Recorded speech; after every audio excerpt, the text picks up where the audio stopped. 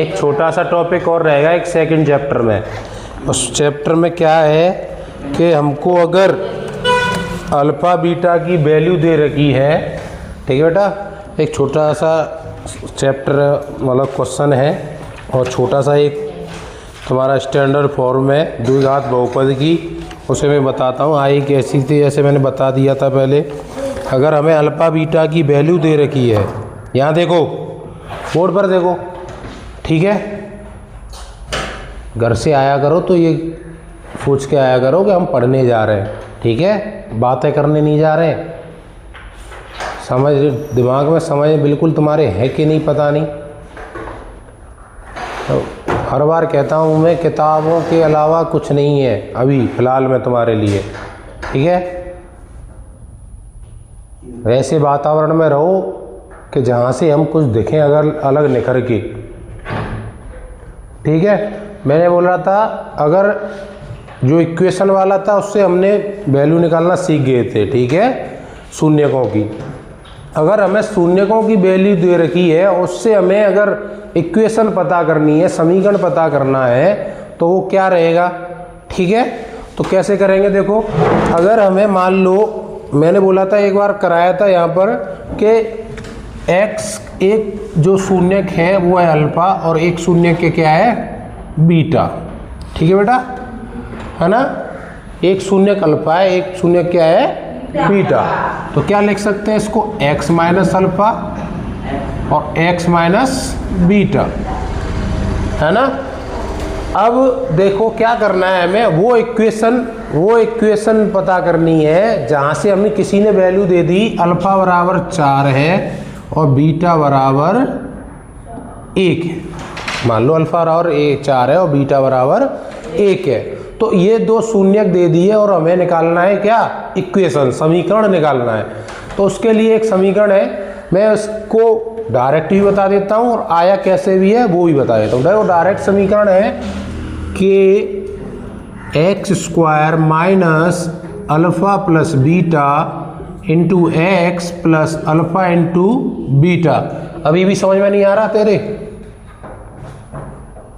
नहीं आ रहा, कब आएगा?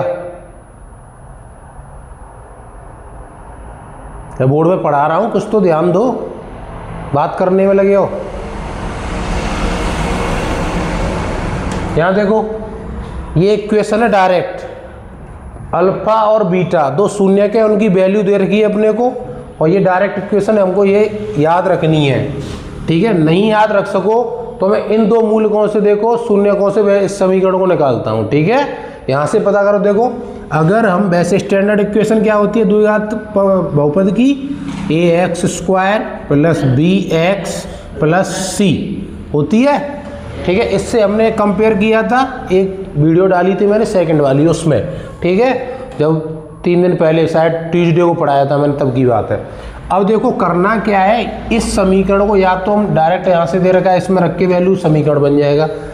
अगर हम पर यही है तो सीधा क्या करेंगे, x माइनस अल्फ़ा और x माइनस बीटा, ये दो है शून्यक, इनमें क्या करना है, इनको मल्टीप्लाई करो, एक्स स्क्वायर, एक्स का एक्स से करेंगे तो एक्स स्क्वायर, एक्स का बीटा से करेंगे तो माइनस बीटा एक्स, अल्फ़ा का एक्स से करेंगे तो माइनस अल्फ़ा एक्स, और अल्फ़ा का बीटा से करेंगे तो माइनस और माइनस क्या हो जाएगा प्लस अल्फ़ा और बीटा।